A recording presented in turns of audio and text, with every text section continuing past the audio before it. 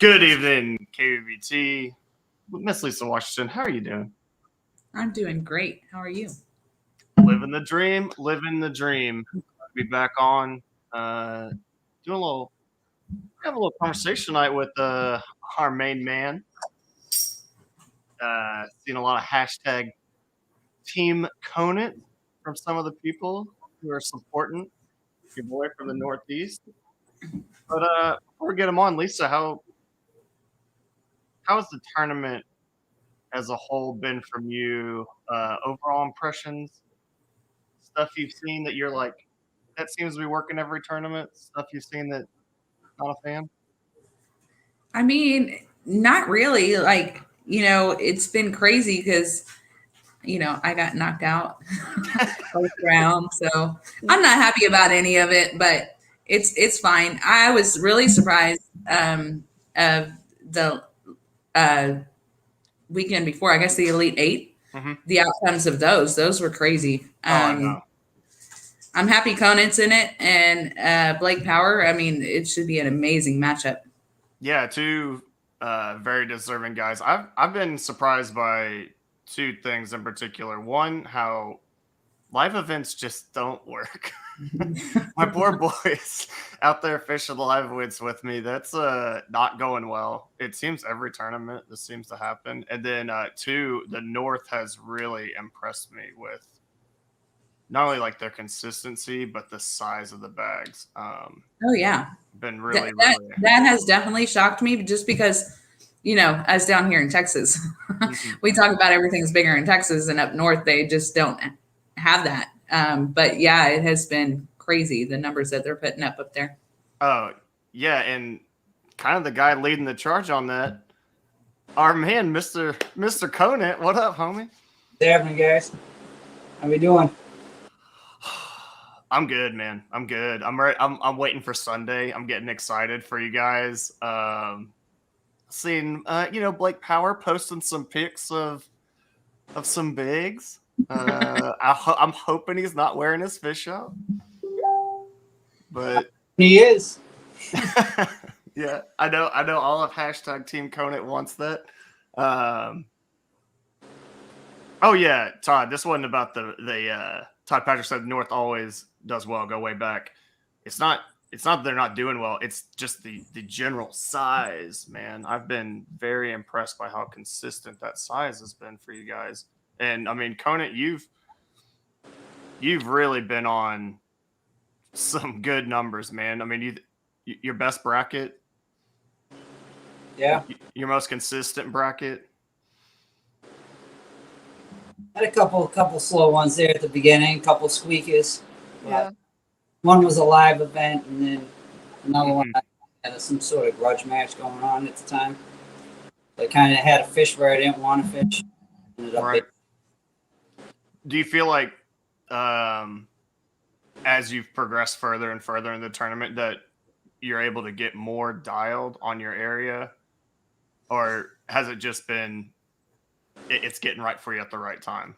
Yeah, it's been good for a couple of months where I'm fishing, you know, between the spawn and now just rolling into what they're doing right now. So it's where I fish is pretty consistent. I mean, that's good. So I was going to ask, do you feel like the break is a concerned? Like, I know with the way our stuff changes down here, weather-wise, I get nervy if I pre-fish a week before a tournament. I'm like, I don't even know if that's going to be the deal on tournament day half the time. Oh yeah, I mean, I'm not comfortable, that's for sure. I fished there Sunday, Mm-hmm. and I fished till about, I got there and started at 4:30, and I fished till about 2 o'clock. I didn't have a fish bigger than 16 inches. And then right after that, it turned on for a few hours, and I was able to upgrade. So it made me a little bit nervous because I haven't been back in there since then. So kind of going blind, but I fished there enough where if they're there, I know where they're going to be. Okay. I've actually seen this a little bit out of, because we have had you and Brundle on so often. Is that afternoon bite up there just the key for you guys? I mean, I remember in your semifinal matchup that you ended up actually making a move because you were expecting a big afternoon bite and you got it. Yeah, it's definitely been an afternoon thing for sure, especially this spot. They just set up better. Is it something they get more active? The water warms up. I mean, really kind of depends on the weather. You know, I mean, it's last bracket. It was a bright sunny day, so it kind of had them set up. Once that sun came up, I knew exactly where I had to put the bait to get the bite. So otherwise, there's a lot of cruising fishing there, so I just got to cover a lot of water. They're kind of set up in different areas time to time, so it's a matter. So where is most of your inches coming from? Are they largemouth or smallmouth? Largemouth, all largemouth. I won't get any smallmouth when I'm fishing Sunday. Yeah, I was like, I haven't seen any smallies in your bags. And also, it's cracking me up every time your accent comes out. Lisa can't help but get cheese face 5000 over there smiling. No, it's not. It's not his accent. it's what he's saying, and I'm reading the comments. Oh, okay. Well, good job in the comments, y'all. Y'all are actually funny today. Good job. We love it. We love it.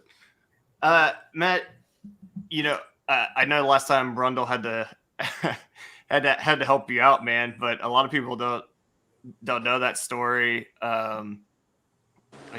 You sent me a message that you broke down. You broke your prop, right? Yeah, it actually fell off. Yeah, all right. It fell off as I was pulling up to the bank on my move, so thank God. Yeah, old Brundle, delivery parts service hotshot man himself, came out and brought you the goods. Oh yeah, no doubt. He's got my back. He's got my back anytime. Did y'all could you go into that a little bit? I mean, I know you guys probably get clumped together quite a bit, but has it been, did you guys come up fishing? Did y'all know him before you got in tournaments? Did y'all meet at local tournaments? Oh no, I mean I know Derek since like middle school, basically. Oh, okay. Being off and on, knew who he was, and then kind of got into the fishing with him. Like I don't know, probably around 10th grade, somewhere in high school. Had a mutual friend that he fished with that I knew, and I fished with that guy since middle school. So we just kind of started hanging out. But Derek moved out of town for some years, and then I moved on to some other stuff, working and hunting a lot more than fishing, and then he recently moved back into town and started talking about tournaments, and we bought a bass boat, and I rode around in the back of that thing with him for some tournaments and kind of got hooked, and then he got into the kayak thing, and I stayed in the John boat and fished around the local kayak tour in the John boat, and then once he started doing KBF, I was like, yeah, it's time to get a kayak now and do some traveling with him. So Were you guys any good in a bass boat? together, but Yeah, you were a little bit. It's been like the last 5 years. Okay.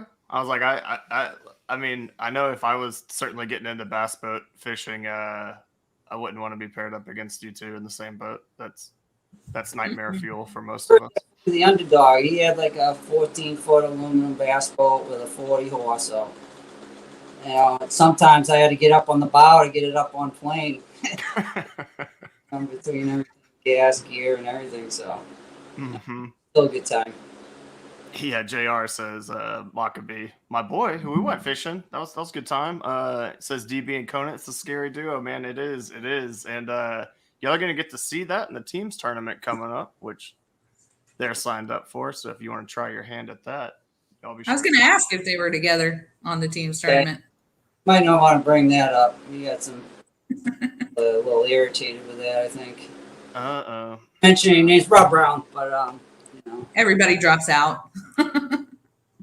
Nah, no shot. You gotta go back at the champs. I mean, they won it last year. They gotta defend, and it's up to the rest of us to try to take them down. Well, I mean, Matt, to get into the nitty gritty a little bit about it, I mean, Blake Power had a career day going 93 and a half. Blake Power, sorry if you're listening and that's wrong. And I really say this all the time. I feel like we get a little maybe jaded at with the online thing saying, "Oh, that guy only caught 93." Like you still got to go out and catch him on the day. Has that got you worried that he's been so consistent in that low 90s range? I mean, not necessarily worried, but yeah, I mean, doesn't make it comfortable. If he was doing high 80s every time, then I'd be fist pumping right now. But, yeah, I know the day that I broadcasted, Matt, you put up 90 inches plus. I'm not sure exactly how much you had up, but it was early. So you said the afternoon bite usually kicks in, but you had them early that day. Yeah, it's hit or miss. Sometimes it is, sometimes it isn't. But as far as consistency, it's been an afternoon bite. Like I said, there's been a lot of cruising fish and wolf packs. Like I'm seeing 4 or 5 cruising around at a time when they go by. So if you get on them, you can pop a couple, 2, 3 of them. If you're stealth enough and play the game, work down the bank, try to stay ahead of them. Because once you see them cruising, they're just going to keep working that edge and going down. No matter moving out and getting on to another one. Patient, waiting for them. Matt, I mean, I've never really had a lot of time to, speak with you on camera when you've been on, not quite as talkative as some of our guys that get on there and love to talk about what they're doing. What are your strengths, man? I mean, do you have a comfort level? I mean, I've seen some pictures you posted recently. Might have seen a little jig in that picture. I mean, is that something you do a lot of up there? Yeah, I mean, I like beating the bank, to be honest with you. I like fishing offshore at the same time, but I feel my strength is beating the bank. And I like fishing heavy cover, and that's where that jig comes into play. Okay. Especially when I'm fishing now, I'm catching them in the trees in 6 inches of water. Oh, wow, okay. We had that bite for a while here in Texas, but our water is starting to drop. It is getting hot quick. And my fish aren't in the brush anymore. They've left.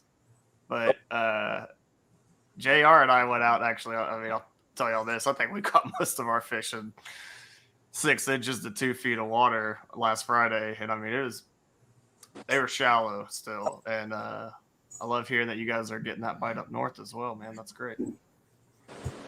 Yeah, I mean, we had water temps 80 degrees last Friday when I was fishing one of the KBF tournaments. Wow.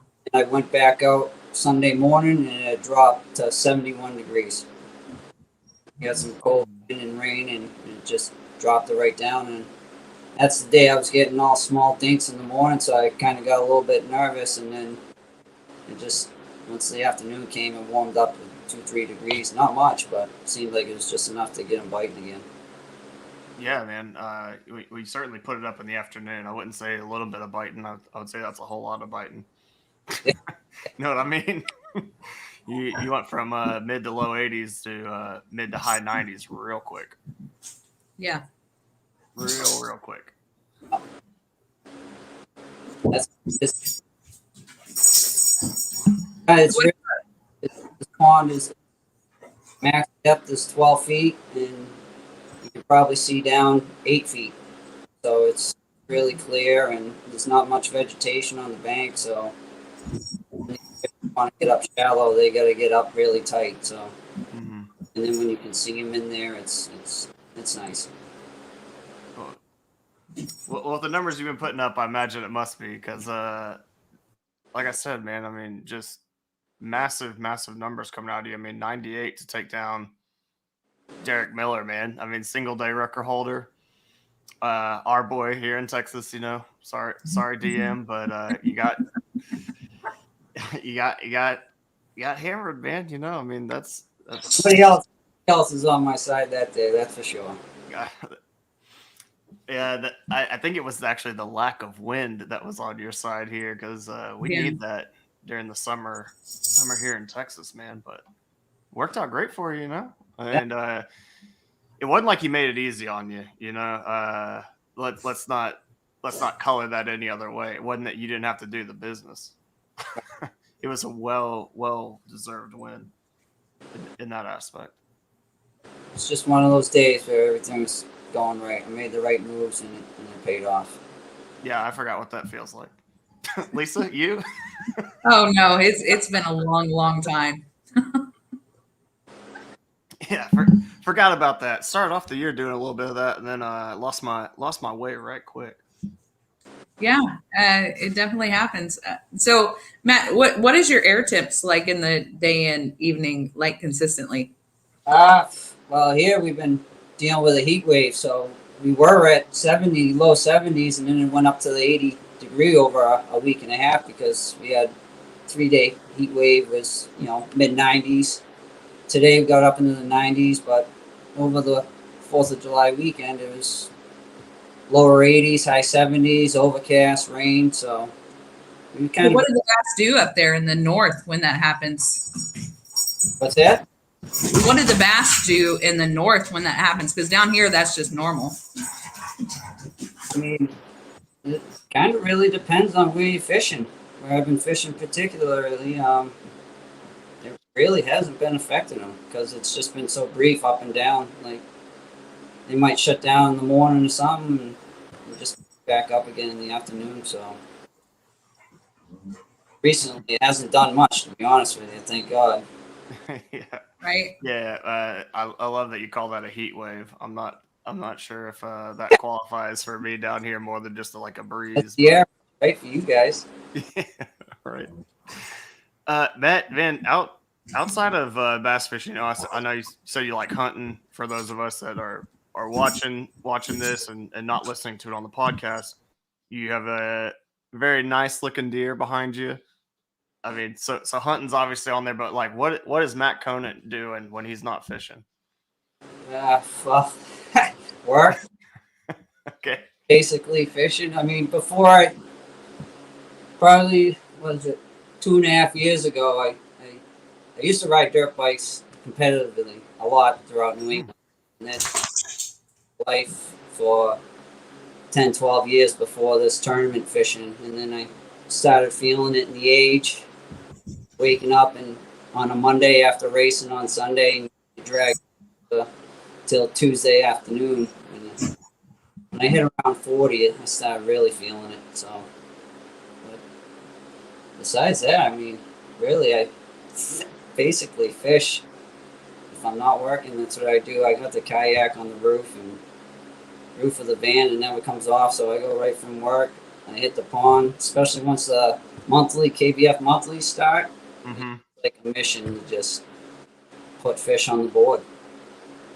Yeah, on the field net the next day thing, that happens to me when I drink now. It's just like a 2-day recovery process. I don't know what happened there. I just got weak.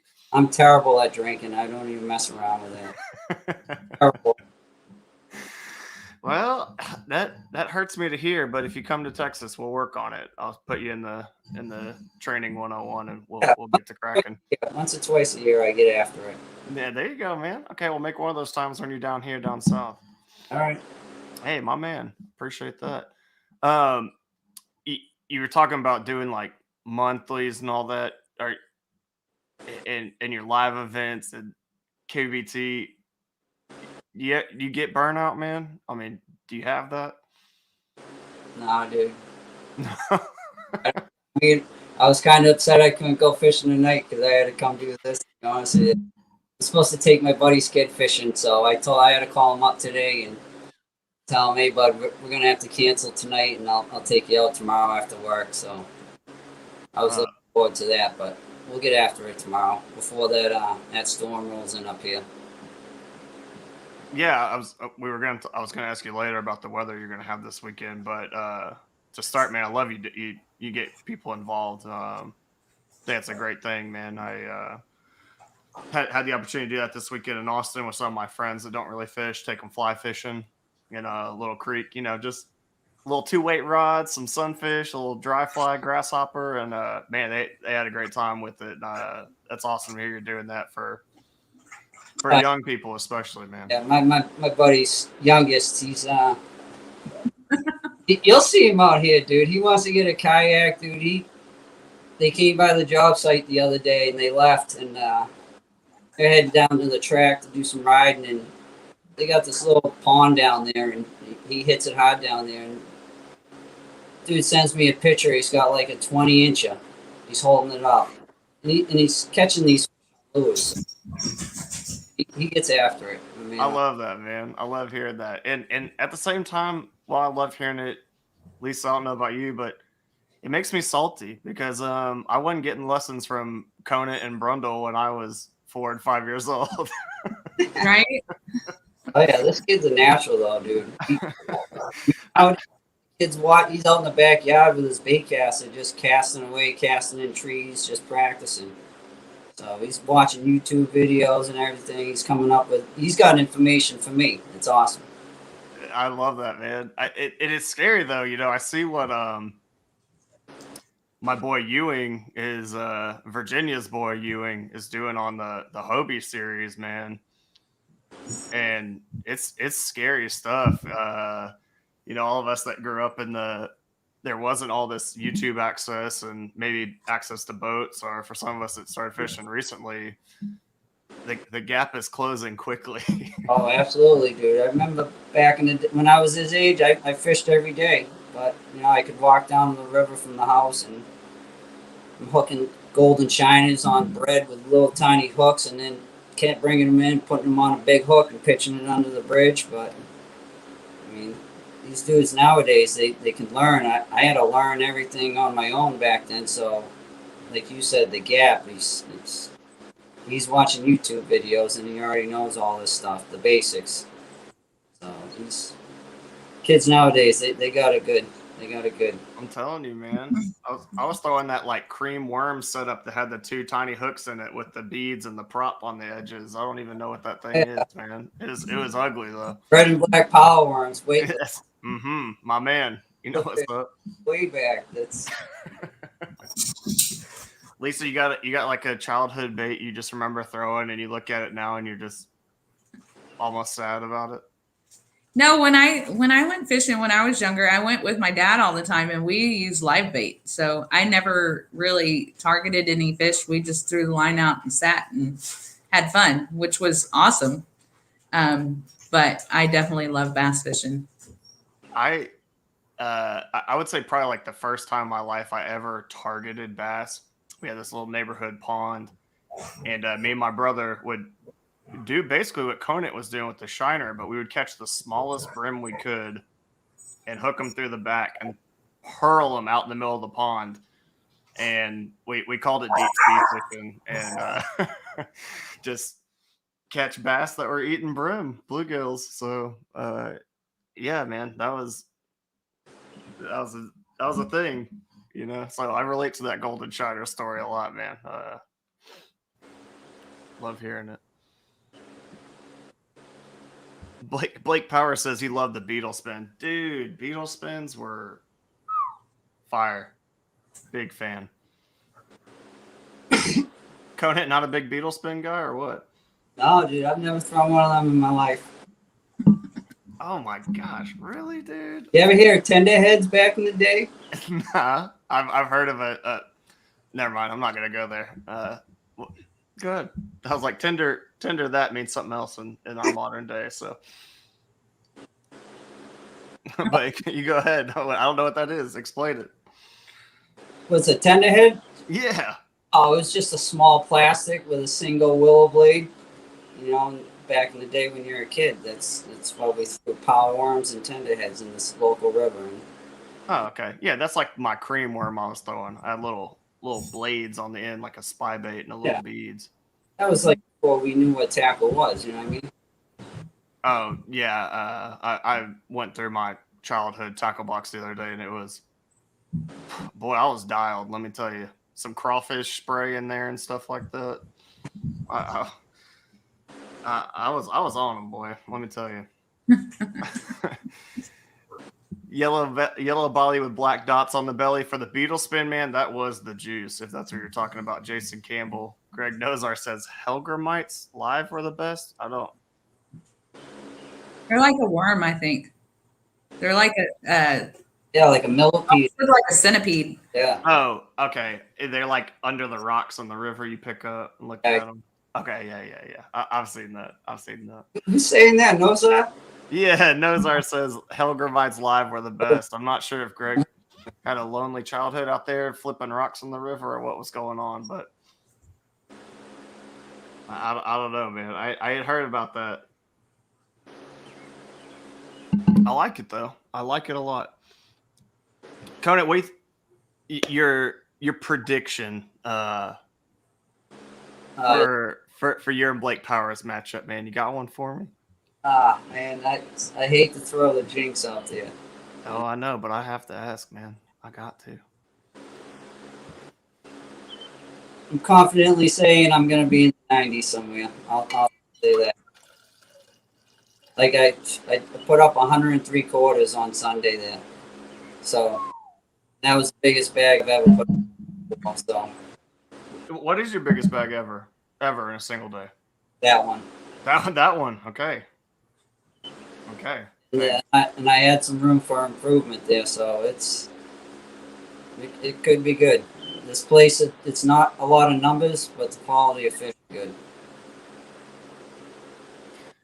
I'd love to see it. I mean, I'm sorry, Blake Power, but if I could see 100+ come out of you're not gonna see 100+ by any means, but I'll be happy, more than ecstatic to be in the 90s. Yeah. It's going to be a very close matchup because I'm sure Blake will be in the 90s too. I'm not sure what he said. I didn't watch the broadcast last night. Absolutely. He put up a 20-something today and a 19-something and 19 3/4, yeah. Around. So, I mean, no doubt in my mind, he's going to be in the 90s himself for sure. Power has been really, really consistent, man. You know, he came in and I think he actually ended up filling a spot, and he's just done the business, man. I mean, he's been very deserving of that. Oh, Greg is saying the old jitterbug was the jam. Greg, man, live Helgramites and jitterbugs, you're all over the place, my man. I don't know where you're at anymore. But Power's been super deserving. Aside from his stance on Waffle House, man, super stand-up guy. Really, really happy to see y'all go at it. Are you fishing KFL on Saturday as well? No, I was gonna, and then me and Derek were talking. For some reason, we both thought that KBBT was on Saturday, so we're like, "How's that gonna work?" And then he put somebody else in, which is great. I'm 100% down with that, and I want to see the other guys get some time fishing too. So it kind of works out. Now I'm gonna go out and fun fish on Saturday and just relax and go out with a buddy of mine and just do our thing, hang out and do some fun. Man, you're not kidding. You're gonna go grind for 10+ hours on Sunday, and you're gonna go like fun fish Saturday. I'd be at home like stretching and. Oh, dude, last bracket that when I beat Miller, I stayed there and fished for another 3.5 hours just to try to get some more of the monthly, because I had a buddy that he killed it last month at the beginning of the month. Killed it. He put up like 104 or something, and I'm like, dude, there's no way I'm gonna catch this guy. And during the KBBT bracket, it all just came together, dude, and I ended up getting him by a 1/4 inch because of those fish that I caught against Derek Miller. It was an epic day, dude, all around. And then to come in and find out that he didn't upgrade the rest of the day, it was awesome. Oh, did you sandbag it till the end, or did you submit them right away? No, I submitted them right away. Well, I actually at a 21 3/4 I caught. I submitted it at KBBT, but I didn't submit it to the KBF monthly because I didn't have the identifier at the time. So then my buddy showed up to that same pond, and he comes out and he's fishing around, and I'm like, dude, I got a monster, dude. And he's like, well, as long as it ain't over 21. And I'm like, it was 21 3/4, and he was just like, ugh. But he had 2 more days to get a 20.5 fishing, and he just couldn't pull it off. So, I mean, that's the way fishing's been around these waters lately. So the last month or so, last 2 months actually, it's just been unbelievable. Oh man, it's sometimes I feel like I said, when we talk about KBT stuff, sometimes it feels a little almost jaded to me how we talk about these huge bags. I mean, just even talking about like Derek Miller's 110.5. Yeah. People were like, "Oh wow, that's huge." Like, do y'all actually know how big that is? Like, I mean, you can fish for months, years, and not catch 5 fish in a year that go that big. I mean, that is just. I mean, you putting up 103. I'm not sure my best 5 this year go 103, man. Dude, there's a guy up in Maine. We fish John Richardson. We fish a 5-bag limit. It's like a 5-month tournament or something like that. Mm-hmm. Up in Maine, he's got like 111 inches. Insane. In Maine? Yeah, in Maine, he kills it. I mean, I don't know if I would have believed you, but sorry to bring up sore bad times, but after Tim Spry last year told us I'm on 100, and I was like, yeah, okay, and then he did it. Yeah. I was like, oh, okay, I mean, y'all definitely have some of those really nice quality fish. I mean, those 19 to 20, 21, 22 inch fish, man. Yeah. I got my first 23-inch fish around here this year. It ended up being my personal best. I went 7.7, but I mean, I've been fishing for a long time. And it was the first fish, 22 1/4 before that was my biggest. Yeah, that actually surprises me a little bit, man, because I mean, you do a lot of traveling and stuff. I was wondering what your personal best was, and I've been waiting to hook up with my giants, dude, going down to Florida and South Carolina and Lake Murray. I set the hook into one of them, and it came out from this little bush in like 16 inches of water, and I seen it, and I hooked on it, and it flared, and then nothing. My jig came, boom, stuck up in the branch. The hook jig, but that was like a 8-9 pounder, and I just sat there and watched it, and it wouldn't bite, nothing else, and sat there, and then I went over there to get my jig out of there, and it scooped off, but I broke the hook off and it's lit. But that was my real only opportunity that I've had at a big 8 or 9 pounder, but I'm waiting for my chance with doing all the traveling, like you said. Absolutely. I think I've broken off, or lost, I should say. I've not broken any of them off this year. 3 in that range.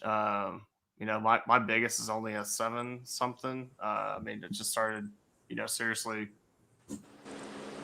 bass fishing last year, and to get 3 shots at this year, I was like, okay, I'm doing more of the right stuff. But man, those big fish don't get big for no reason, man. They're smart. So they hit like Cody Mill when we're at Murray, he's catching 25-inch bass.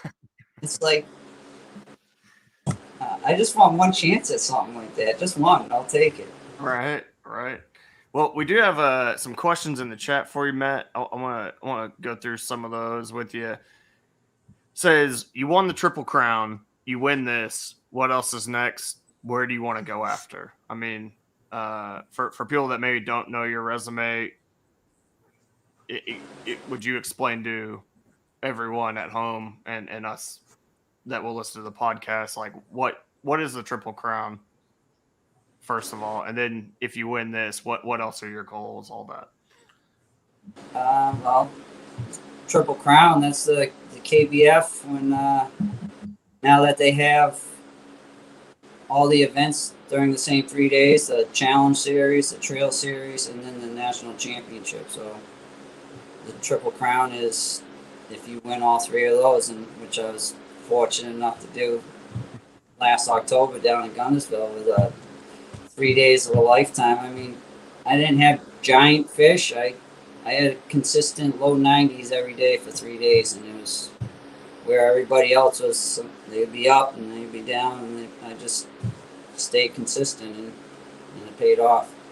But that's the Triple Crown, and I mean, as far as what's next, I'm just gonna keep doing what I'm doing. I like fishing the KBF events, and right now I'm sitting in 10th in the AOI. So there's a couple more events. There's 3 out in California, and then there's 1 at East West. But it's a long ride, and the work thing, I've already taken off a lot of time already to do this. So kind of just, I'm content with where I'm at. I know I could go up in the ranks, so I'm 10th, but at least I'm going to be in striking distance. I'm not necessarily looking to win AOI, but I just want, my goal is to make it to the 10 house this year again. So if I'm in 20th come the NC, then I'll be in striking distance. I'll be happy. But right now I'm in 10th, and that's pretty much my plans. I'm going to keep fishing KBF stuff.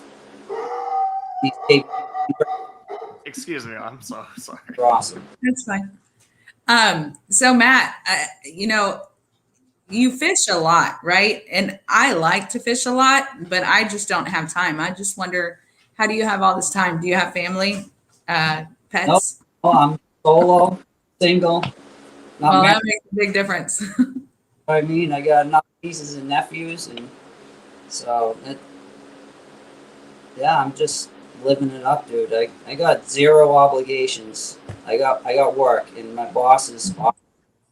He lets me take the time off. I give him some notice, and we work it out. And one hand washes the other. He does a lot of motocrossing with his kid, national motocrossing. So wow, he spends a lot of time on the road himself. So we work it out where we can both do our thing, and we're both content. So it's kind of like the perfect matchup.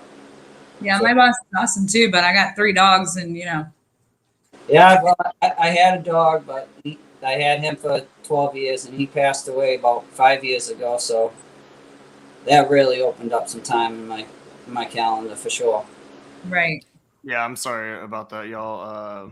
My dog heard I was talking to Matt Conant, and he's a huge Blake Power fan, so pretty. Oh my gosh. Pretty upset about things. You not letting me have it.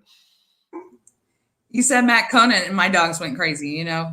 must be a huge Big fan. Dog, Big fan. dogs love me. Matt, I think I want to talk about something you said, because I always want to encourage our guys fishing KBBT to do live events, and guys fishing live events fish KBBT. These multi-day live events, you talking about going to Gunnersville and being in just consistent 90s. I mean, at the KBF National Championship on Caddo, when they had it last, it's not these 100-inch days that get you through it. I mean, I think Greg Blanchard got third, and he was like, 90, 89, 94, or something like that. In the way that I grew up, watching bass fishing, these multi-day tournaments seem, very. It's a different game. I mean, it's just a very, very different game. You have to be so consistent, and it's why I think AOI is one of the best titles you can get. I mean, you want to win 2 tournaments a year, or do you want to get AOI of a trail? I mean, for me, the AOI is very, very telling. And I mean, the fact you're in 10th right now, man, that's some good stuff, man. Yeah, man. I had a good event at Murray, which opened up the door. I had a couple seconds there for that trail event. Mm-hmm. And that was early in the season, so that put me right up there run-ins. And then I had a 11th up at Candlewood. I mean, got room for improvement in AOI, but it's just a time thing. I wish I could do every KBF event. I would drive. I would spend a week and a half down there for every event if I could, but I just got obligations work-wise here. So, I got another question for you here. Someone wants to know, what do you want to see improve kayak fishing? And it was left pretty open like that. I don't.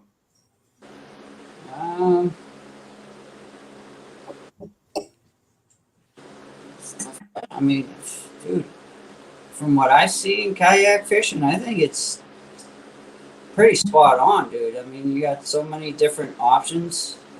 You can do the live events, you can travel the country, you can do online tournaments and fish in your backyard. It's kayak fishing's got a little bit for everybody.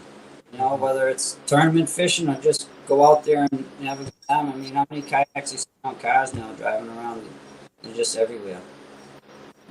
I'm noticing that now that I'm fishing out with kayak. It's only been last year was my first year owning a kayak, so I'm totally new to it. So from what I see, I love it. I wouldn't change a thing, to be honest with you. Yeah.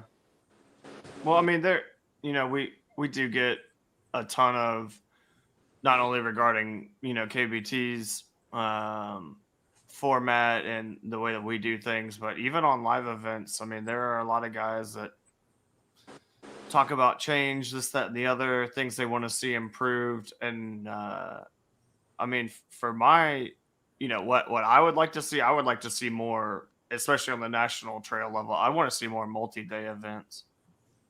I want to see more multi-day events. Yeah. I really like the multi-day events. I think those are very exciting to follow from a neutral standpoint. And having fished in some, they are grinding. Can be really heartbreaking. I mean, it's a weird type of pressure where you can't win it on the first day, but you can definitely lose it. Oh, absolutely.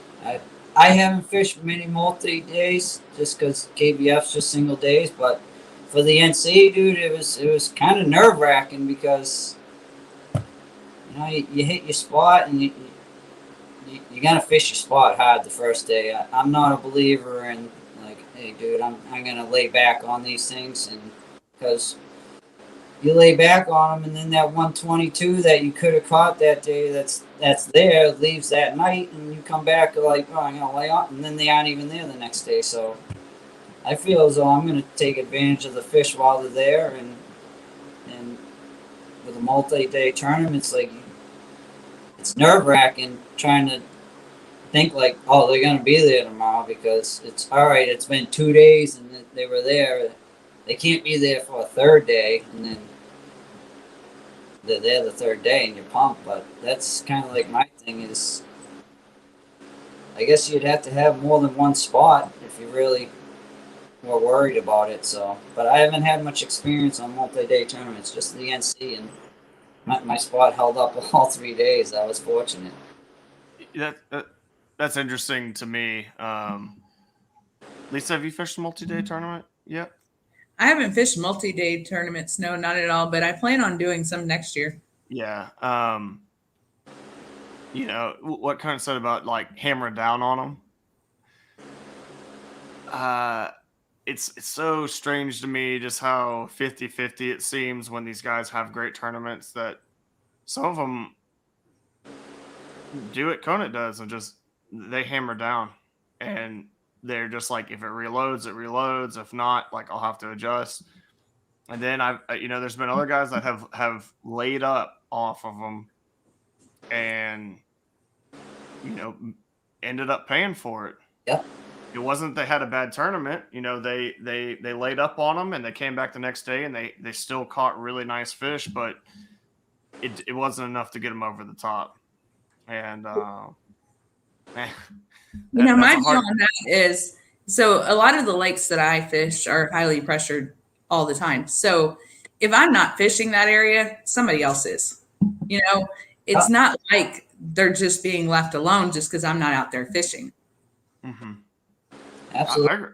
I mean, every tournament you're fishing around people.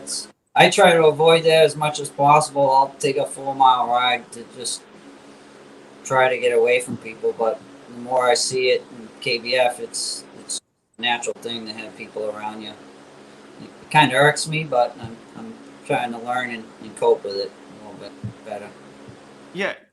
Conant, does it bother you in the live events when there are people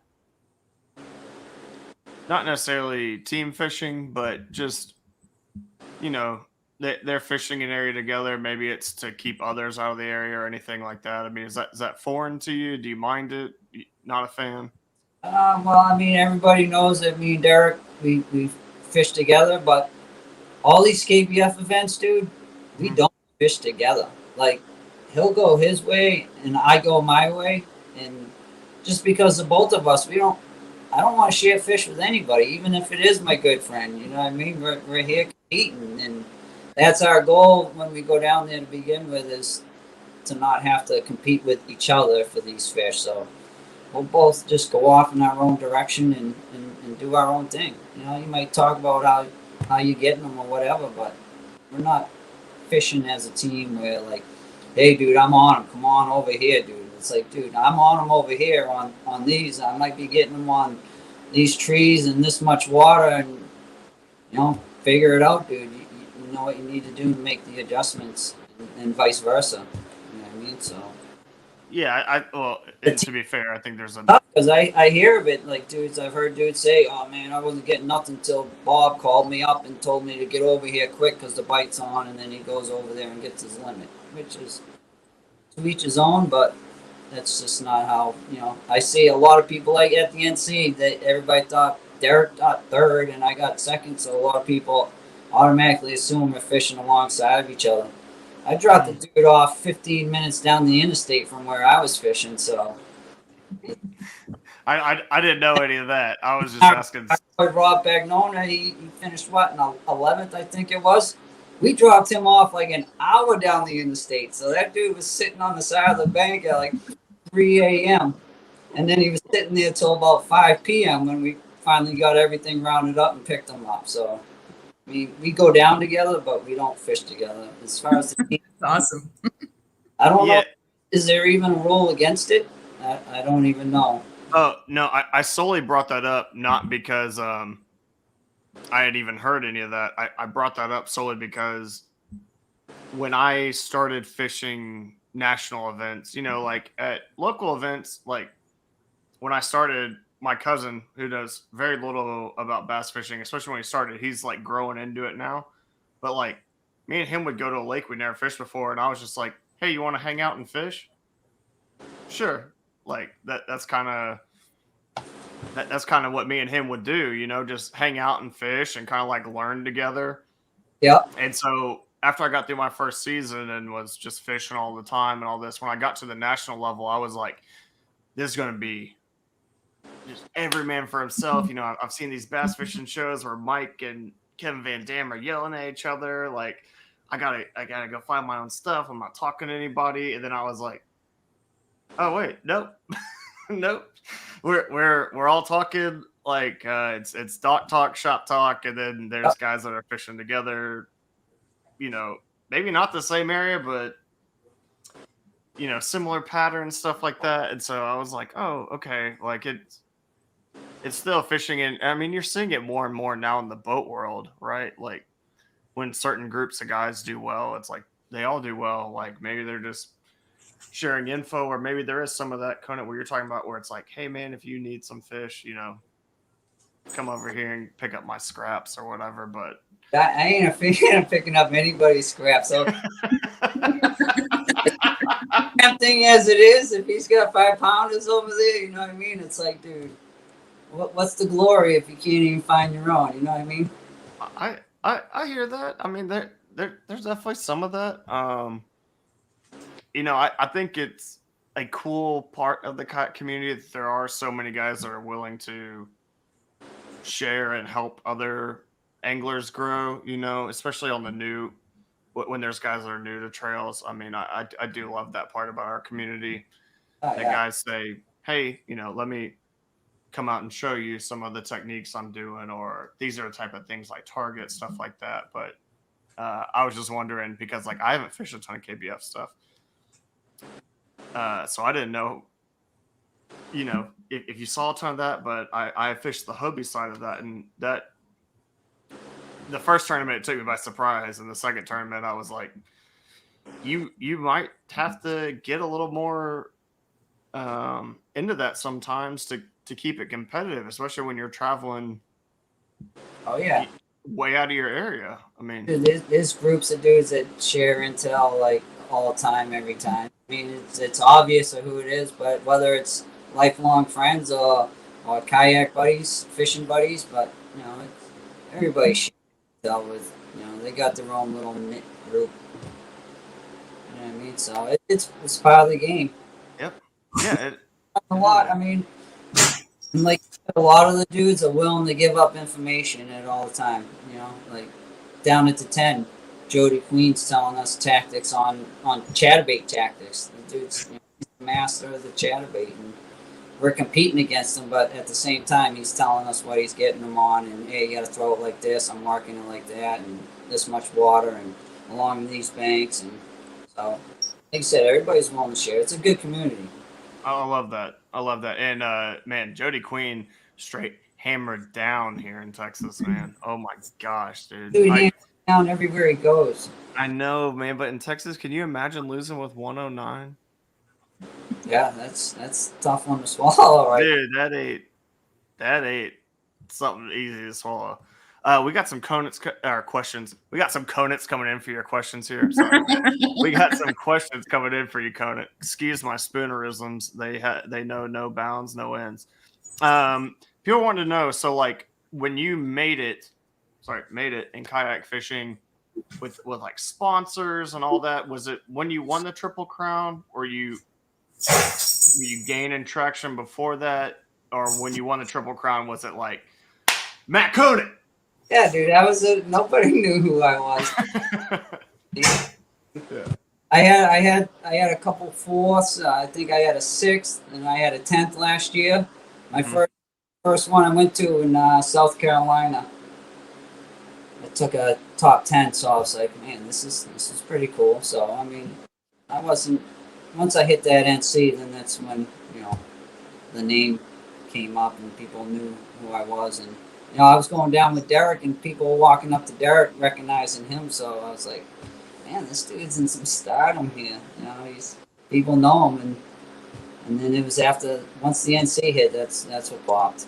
Like I said, I've only been in kayak fishing for a year now, so there isn't any way to know my name. I didn't do much tournaments on the national level, just some local stuff before that. So, but I'm learning, dude. I'm learning so much in this last year and a half, like different techniques, and you know, just when you think you know it all, it's just so many other factors. So I just feel as though my game's improving. And I mean, I've been fishing for 30 years, and I'm still improving my game. It's awesome. That's the good thing about fishing. As much as I love hearing that, that is very scary.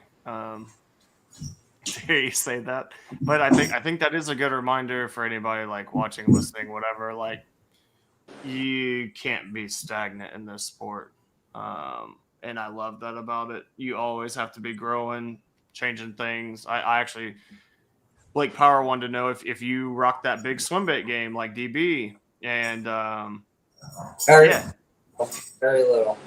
yeah. So I do have some, and I last year I threw them for the first time, and I went through the depths. Which is it? It's a depths. It's a big bluegill swim bait. the Depths 250 is the big one, so The it's not that one. big bluegill. It's not the bluegill. Well, that's what I was throwing, dude. And I went out for the first time, and I hooked 3 bass. I got a 19 and a half, an 18, and 18 and 3/4 in like 25 minutes. Mm-hmm. And I haven't thrown the thing since. it's I mean, I got my confidence bait, so like I said, I'm trying to still learn. I'm trying to get some other techniques down here.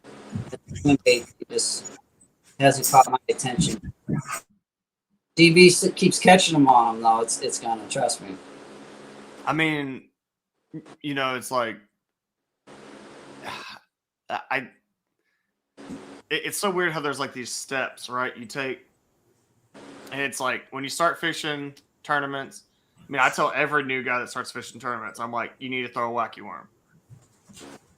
It just helps build your confidence. You catch 5 fish, start catching limits, and then you kind of like start expanding into like these big fish baits.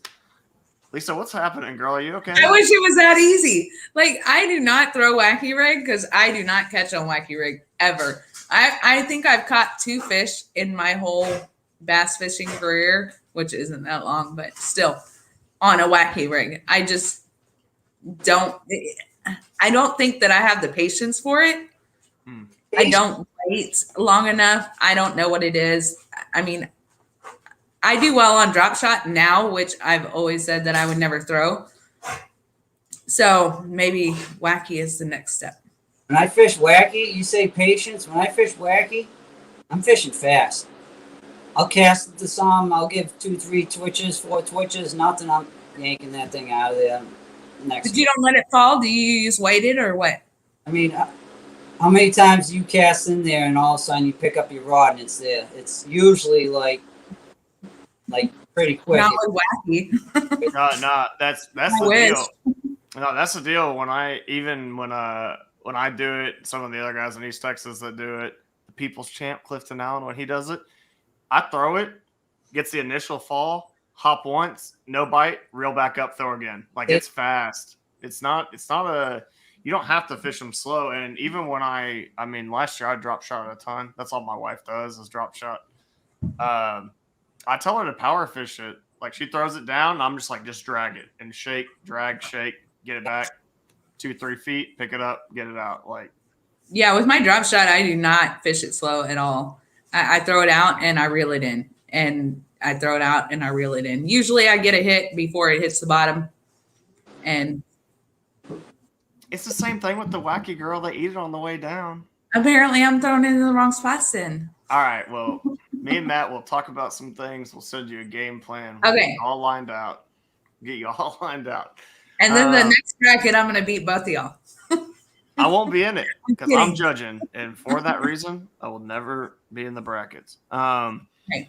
Greg Nozar wants to know, does he plan on beating Blake Power with a jackhammer? I think you wanted me to say that in like your accent, but Greg, please, I'm sorry. I can't. I don't know that. I've watched The Departed, Greg. That's as far as I can go with it. So does Blake Power say that it doesn't work, or do you, Blake Knight, say it doesn't work? No, hold on. If y'all know me, big fan of the chatterbait. Big fan. So I know it works. But this question's for Conant. Like, Blake Power says it doesn't work. Yeah, the chatterbait's not something I'm going to rely on by any means. I'll pick that up. You'll see, dude. I'll have 6 rods set up. Everyone's bait's unhooked, hanging there, ready to go out. Unless they're telling me that that's specifically what they want, I'm going to be covering some water, throwing a whole bunch of different stuff until I figure out what they want. I'll slow down and dial in, but I've up until the last year and a half, 2 years, I didn't really throw the chatterbait too much, and I've been throwing it more. And I mean, it puts big fish in the boat, that's for sure. Yes, But it does. I'm Yes, not it going to does. rely on it. But if I got something I got to rely on, if I'm going to pick something and I'm going to throw that all day, and it's going to be a jig. Is that your favorite big fish bait jig? I mean, yeah, basically because it's if you're getting them on the jig, you're getting good ones, and I'm saying 18 and up, for the most part. I've still not had a day like that on a jig. I mean, I've caught lots of fish on a jig, but I've never had that day they talk about where they're like, oh yeah, they were so on a jig. At Lake Murray, yeah, I had one of them. It was probably the best jig bite I ever had. I was fishing a main point with a jerkbait the day before, and they were set up there. And then I came back the next morning, they were gone. And down the bank, like 400 yards, it started. There was probably like 10 blowdowns along this bare bank, and then the rest of the bank was empty. And like all the fish moved into those blowdowns. I pitched in there. I got my limit in the first 2 trees, and then I just continued to hammer them all the way down to the end, and ended up pulling out a second place bag out of them. It was like one tree I got 6 fish out of and 8 casts. It was just insane. You pitched it in there, and before it even hit the bottom, it was like, boom. I'm like, how many times can this happen? Pitch in there again, boom. Really? Boom. It was awesome. The jig bite's the best. Dude, I hear stories about that stuff, but it just doesn't happen for me, man. Like I make myself, like we were talking about, like with the big swim bait earlier, right? I make myself throw that jig, and Yep. I don't know, man. It doesn't happen. And the weird thing is, like, I'm perfectly fine to yo-yo a chatterbait off the bottom like a jig Yeah. and get bit doing that. But for some reason, when it's that jig, man, I don't know if it's mental block or I guess I would say that day to day versus Texas rig, I think they eat one better than the other. The days I have had that have been decent on a jig, it's like catch one or two on a Texas rig, and it's like I throw a jig back to the same areas and like I whack them, Right. whether they're big or not. And so it's like, I feel as though you gotta have one of those days. You know what I mean? You fish new techniques. Like if you don't have that day where you just go out there and murder them on that technique, then at least for me, if I go out and catch a couple fish, and that kind of be like in the back of my mind. But if I went out there and caught 10 fish that day on a certain new technique, then it sparked my interest a lot more. So with me, that's usually what it takes is to get on a good bite on a new technique to really get me to commit to it. And yeah, start. mine is just the consistency of it. Like I used to not really throw a chatterbait a lot, but anytime I get in an area and I grind with that chatterbait, it's like guaranteed 19. Like Yeah, I will catch one fish out of that area that's 19, as long as it's got the right grass, all that stuff. Like dude, that's the a chatterbait, I smashed them on the chatterbait all day long, all 3 days. It was I insane. love that, man. People are asking, are you comfortable offshore? And I know you did kind of talk about this a little bit earlier, but I mean, not as much as I'd like to be, because a lot of these places around here locally, like I never traveled to fish growing up or ever up until these national tournaments. So, I mean, 10, 12 feet's deep for me. So, I my man. love the offshore stuff, and I like to really dial in on it. I got the electronics to dial in on it, but And what electronics do you use? myself around here.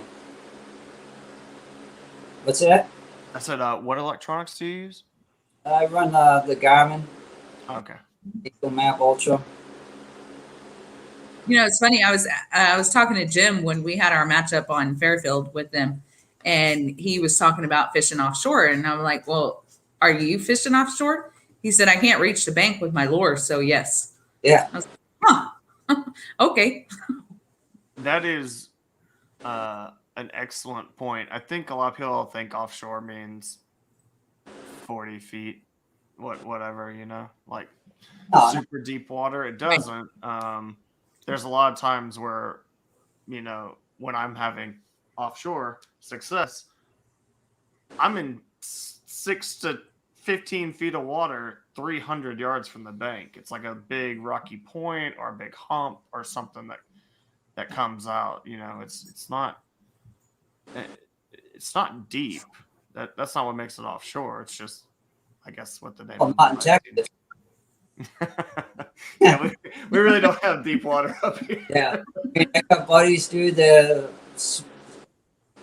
like up in Mezzalonsky, dude. When the first bracket, the first 64, I was up at Mezzalonsky in a live tournament for that. I think I had maybe 80 inches my first bracket, but I got buddies that are dialed in offshore. My buddy Mike Marcone, offshore fisherman. That's what the dude loves to do, and he's out there smashing. He puts up 90 inches, and I'm like, dude, I was lucky to get my limit. And these dudes, they get to the bank and they're offshore telling me how they smashed them all day long. They caught fish till their arms hurt. You know what I mean? And some guys are dialed in. I would love to get my game dialed in like that offshore, but the opportunities don't present themselves as much fishing around here locally.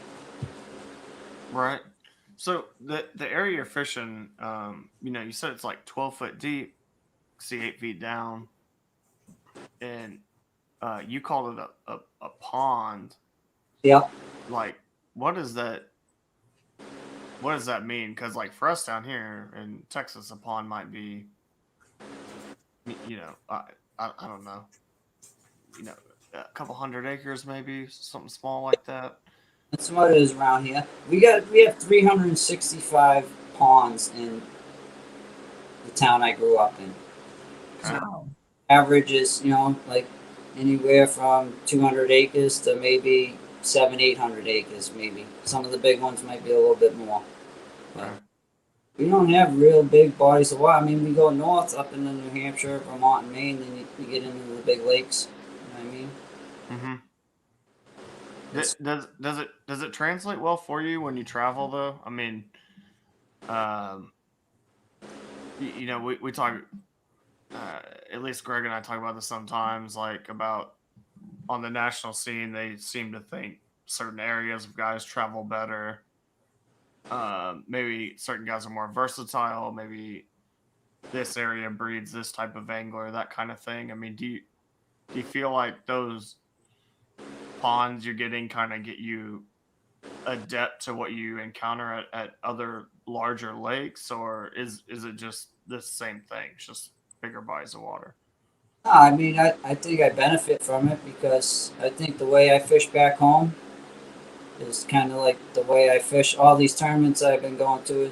I'm heading south, so I'm fishing in southern waters, and I feel as though the way I fish here works out well down there, for sure.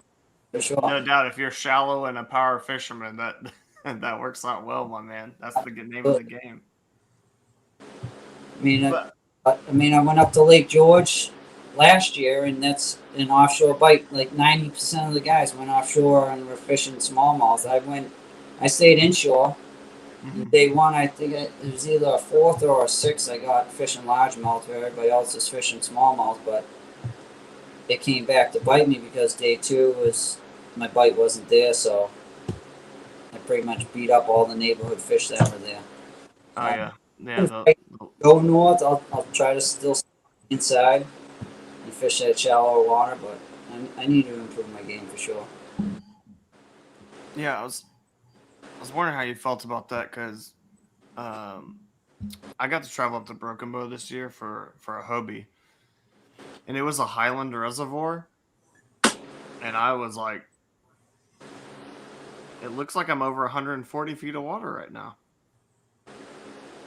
I guess I'm over 140 feet of water right now. Yep. And like I was like graphing the ledges and stuff, and I was not comfortable with that. I just really was not. And so I went and cranked stuff I thought they would be on, and I struggled. I didn't get a limit the first day. I had some nice fish, just wasn't a limit. And the second day, because I was, as we talked about, can't win it the first day, but you can definitely lose it. I definitely lost it. And so I was like, I'm going to go like crank some ledges and stuff. And oh my God, that ledge crankbite was fire. I've been looking for a crankbait bite all week, not finding it.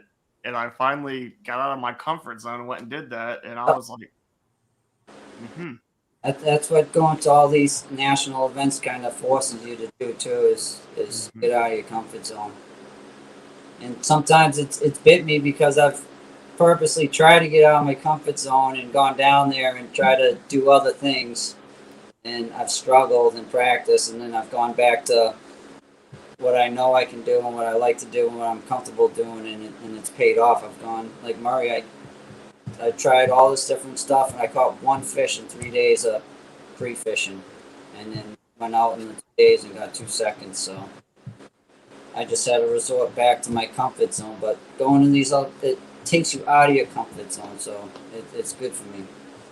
Yeah, getting out of your comfort zone, I think, is great. But I also think that it should be done outside of tournament time, because if you're not confident when you're fishing a tournament, which is what I found, is that it doesn't help you a whole lot. I mean, yeah, you maybe get lucky here and there, but really you need to be fishing what you're confident in.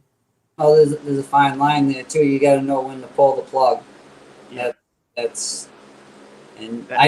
just happened to be the night before tournament day, but back to better water that I felt more comfortable in, and it paid off. So. Yeah, I mean, but you're not going to learn if you don't. So, I mean, and I only get so many opportunities to fish these other lakes, and you watch videos on techniques and how it works. So, you got to give it a shot. You know what I mean? The proof is in the videos. It works there. So, yeah, I 100% agree with that. I mean, I went into Broken Bow being like what Lisa's talking about. I was like, I'm not confident in throwing, like, what is a Ned rig? Is that something I need to know how to throw? Like, I'm not doing that. And I didn't, man. I beat thick brush with like my swim jig and a jig. And I caught some, 16, 17, 18-inch fish, which 5 of those would have done me a lot of good in that tournament. But I didn't get 5, I mean, I didn't know when to pull the plug, just like Matt said. I just hammered my head into the wall, and I was like, I will not stop doing this. And it hurt me. I mean, it really did. Yeah, one of my New Year's resolutions this year, a couple of them was, get outside your comfort zone, try different techniques, and to get offshore, because I am a beat the bank, fish the reeds kind of person. And so, I mean, it has gotten better. It's, baby steps. So we'll see. Yeah, I mean, that's what you got to do. You're not going to master it overnight, but it definitely. Right. I think Conant knows what we're talking about here. It's like, like he was talking about with that big swim bait, that big bluegill swim bait. You throw it and you catch like 2 or 3, and they're pretty decent ones, and then like it just starts creeping back into your mind. Like, well, I bet I can catch a lot more bigger ones on baits I like. I'm not gonna keep throwing this thing, and you put it down. I mean, that's been the hard part for me with throwing the big swim baits.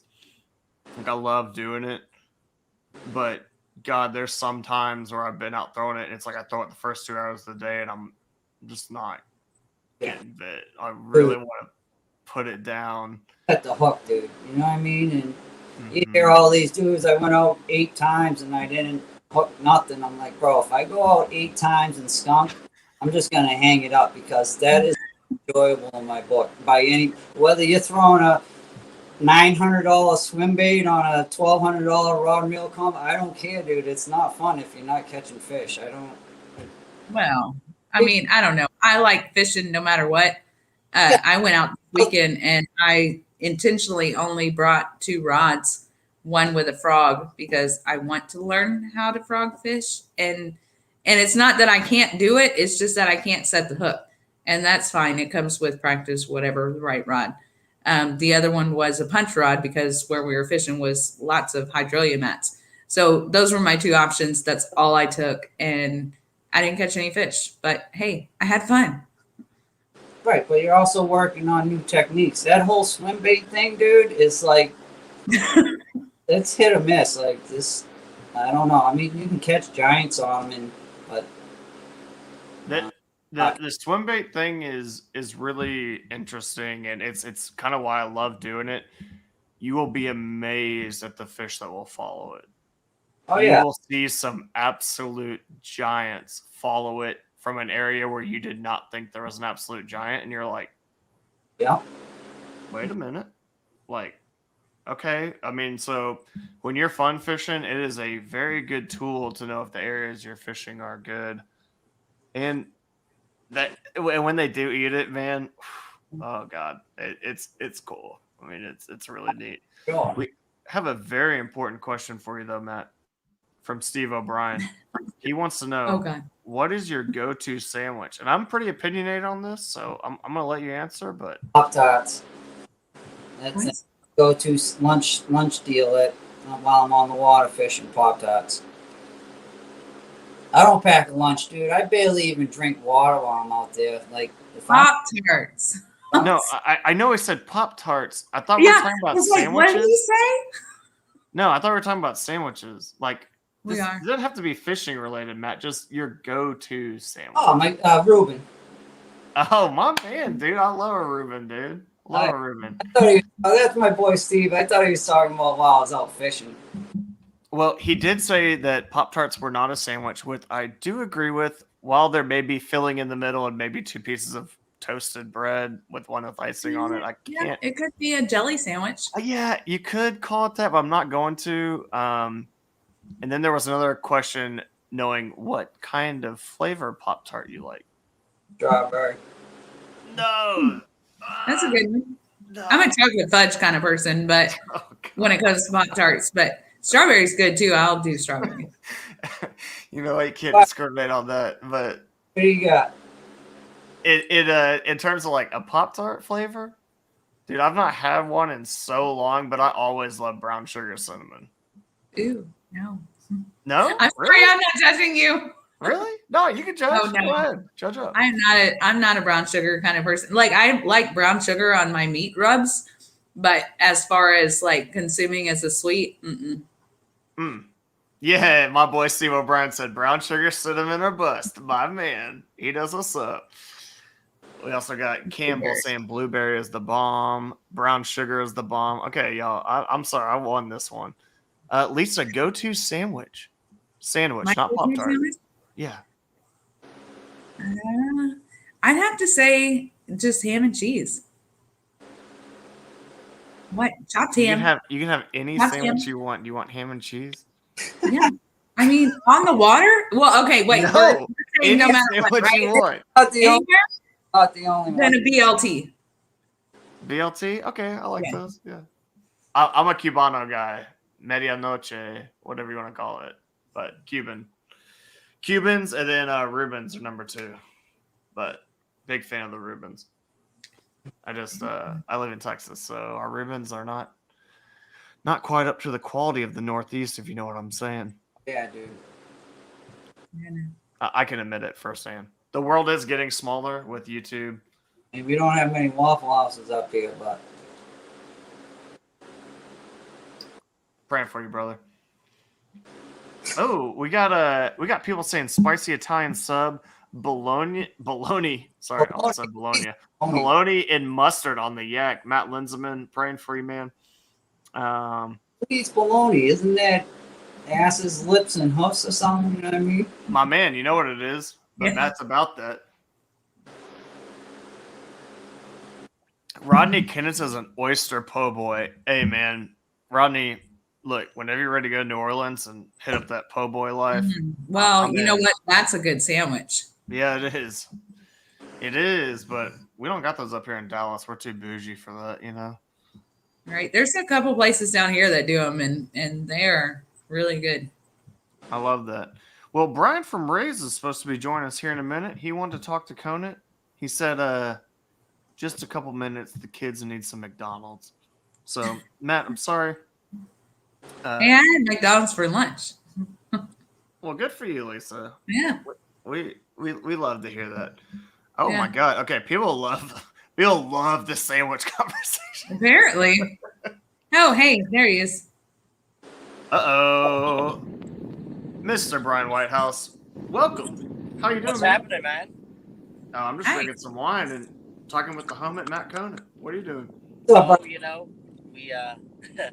driving back from Waterworld, we had to seriously field test some new glasses today, so brought the kids up to the water park and they can see 3 feet down in the swimming pools, that's for sure. There you go. My man. Love to see it. Yeah. So Well, we heard you had a little side bet for Mr. Conant. well, first of all, the first thing I gotta ask is, Matt's one of our boys over here at Ray's. We love him to death. You met Derek Rundle in middle school. Was he picking his kids up? How does this happen? What do you mean? I'm old. Conant, you might be older, but you don't look it, my man. You don't look it. I've looked the same since high school. I've been blessed. Like my old man. My man, dude. Hey man, I got the same problem. So, yesterday we did a little bet with Blake Power. If he wins, I'm gonna give him an extra $200. But if he loses, he got to shave that beard. I know you were on watching it. I was trying to think of what to do with you, but you don't really have a beard. I don't have much hair. You ain't got any hair. So, what we're thinking is, hey man, $200 if you win. If you lose, I am going to. Sorry, I'm in the drive-thru. No, that's okay, man.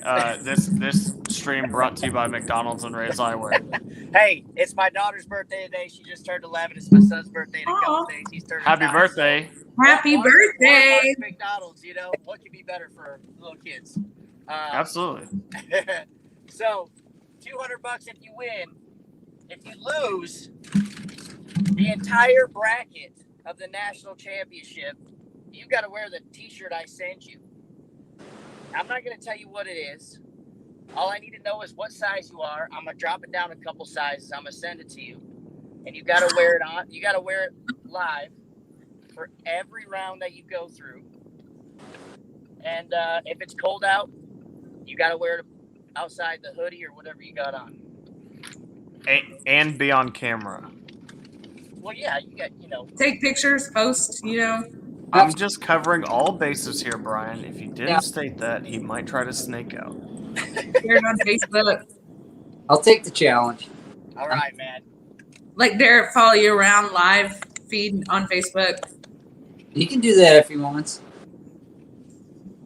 Perfect. I love it. Perfect. The whole time, every round, even if you make it to the 8 house, you got to wear it the whole round there. All right, absolutely. Wow. I'll be there this year, so I'll make sure you're wearing it. Hey, put it this way: if I don't end up having to wear it, you say I'll wear it one time. I like that. I like that. Either way. Brian, we actually had the most fire topic of the night, which is, what is your favorite sandwich? You got a favorite sandwich? Oh man, you know what? It might be a pizza sub. Ooh. But it also is an Italian from Jersey Mike's. Italian from Jersey Mike's. We Just did have some Italian cold cuts in the chat, so.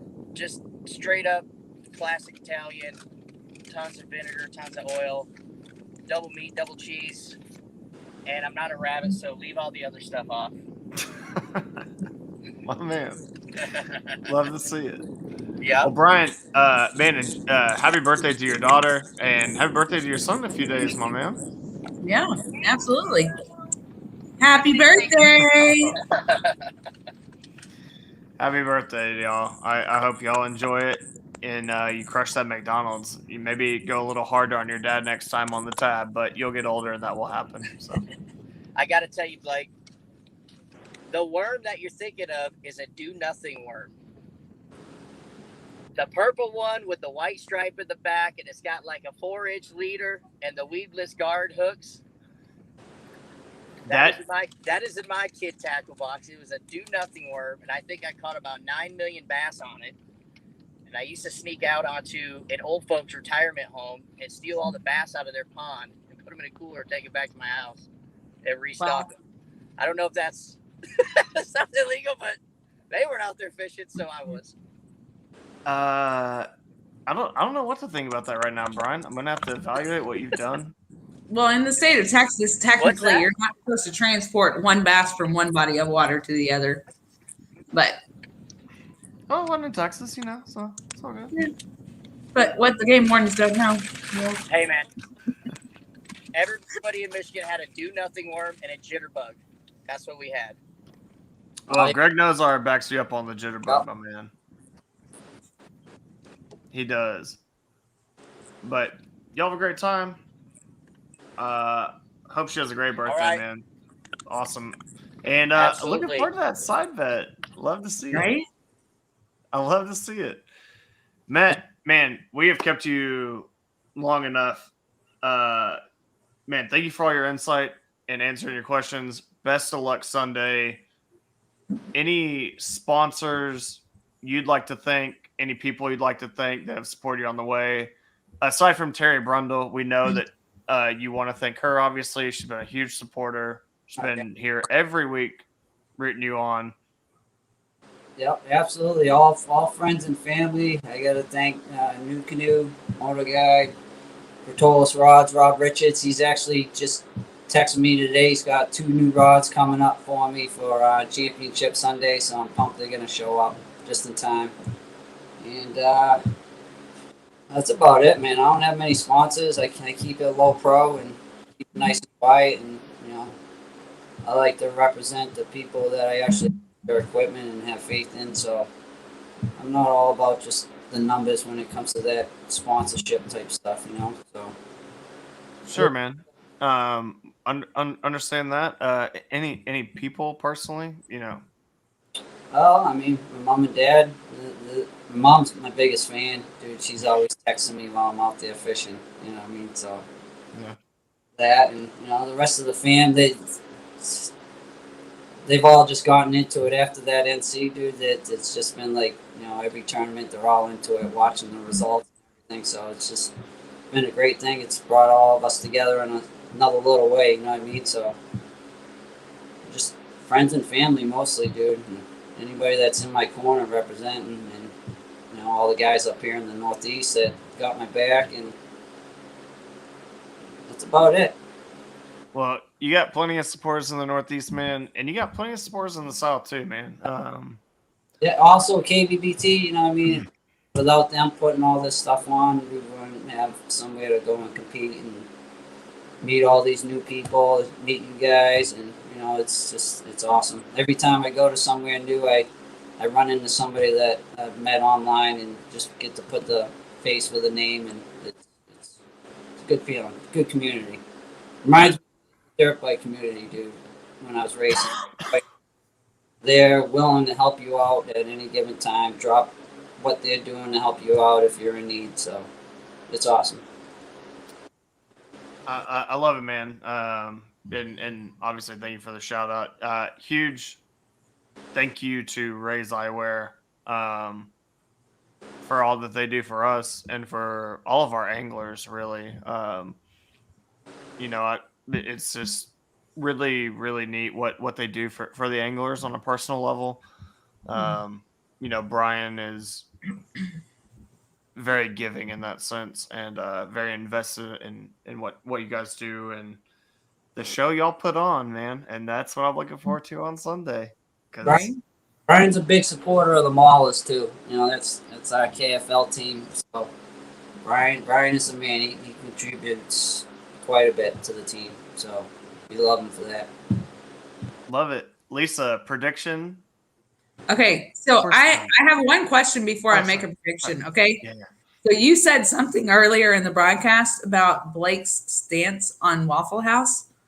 Mm-hmm. So I need to hear his stance on Waffle House before I can make a decision. He said it was trash. I've never been to Waffle House. Yeah, but you're You don't not have Blake Waffle either. Houses up there? Oh, No. Yeah, but yeah, but KFL drove by one. I'm like, there's a You damn never. talking about online right there, Waffle House. Okay. So Matt, what is your stance on Waffle House, even though you've never been to one? well, he's not had it, but you can see Blake Power said it's junk. Okay, well, I'm going with, Conant's going to take it then. Sorry, Blake. I mean, I've been on your team like this whole entire time since the Elite Eight. I mean, but I can't go with somebody who thinks that Waffle House is junk because it's not at 2 a.m. after you've been to the bar all night. Correct. Well, they didn't at that time. Oh, it's when you need it most. That Waffle It's when House you is need there it the for you. most. All that grease. The fact that they're open at that time is what they're awesome about. Right? So true. No, but Lisa, I need score. You need numbers? So I need score predictions. Okay. I'm going to say that Blake Power is going to get 92.25 and Matt is going to get 97.75. Okay. Okay, I like it. I'm gonna say Blake Power has a career day. He goes for 94.25. And Conant goes 96.5. We didn't get a chance to talk about the weather up there, but I'm gonna say Conant goes 96.5. It's going to be decent weather-wise. We got a storm coming in tomorrow night and Friday, but then it's going to be overcast. Still on the back front of that post frontal, so I don't know how the bigs are gonna feel. That's where I'm going. Matt asked you earlier, man, but if you want to change your answer, if you got a score prediction for me, I'm ready to hear it. Yeah. You got a score prediction? You want my prediction? Mm-hmm. I'll say both in the 90s. Nah. Come on. Give us the juice, man. I mean, that's a given, right? Yeah. Give us the juice. I'm How many gonna, hits do you think you're going to put up? I'll go 95, 96. Nice, being real modest about it. Nice Right. Jeez. I mean, I'm pretty confident now. I mean, last few weekends there, it's been good. I don't want to jinx myself, but I think that's in my wheelhouse, 95, 96. And Blake, as far as Blake, from what I've been seeing, he's been in the 90s. So I mean, you said he had a banner day of 92 something. 93, yeah. I mean, he's got just as much potential to be in that same 95, 96 range. So I'll give him that. It's gonna be a low 90s war. It's gonna be a low 90s war. There you go. Wow. You know what you got to do. Conant knows what he's got to do. Conant, thank you for all your time, man. I know Hey, look at it this was nugget. answering our questions, all the questions. Brian, thank you for coming on. Rays, thank you for everything that you do. For everybody that stayed with us through the chat, the podcast, thank y'all. Guys, looking forward to Sunday. It's going to be a great day. KFL Saturday, you can watch that. And then Sunday, we will be live with Blake Power and Matt Conant. I'll be casting. I think Robert Brown's going to be casting. What time are we going on? Whenever you get up, homie. I'll be casting at 6, dude. So My man, we ready. 6 Eastern. So that's 5. Yeah. Lisa, You're like, thank yeah. Oh, well. No, I'm ready. I'll be up with a little bourbon and coffee. So Good luck, Matt. first fish comes through it notifies you. You'll know. hey, I'm ready, man. I'm ready. And you boys put on a show. Yep. Best Looking forward to it. of luck to Blake. It's gonna be a good match. It Good luck. absolutely will be. Definitely be safe and have fun. Hey, we're gonna get a champion from the north or north-ish. Right? Yeah, north. Yeah. Be good. We're north.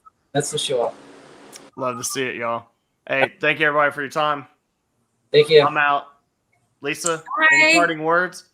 Well, so I did want to mention something that Greg had said earlier about my Mhm. red eyes, and Mhm. I'm in a different house than I usually broadcast in, and Mhm. I don't know if it's the weather, but it's been raining for 2 days, and my allergies are insane. I really have not drank that much. I Mhm. got off at 5 o'clock Central Time, Yeah. so Okay, Lisa. I don't know why my eyes are fireball red, but Okay. they are definitely dry. Good night, y'all. We're out. We're out. Don't listen to that.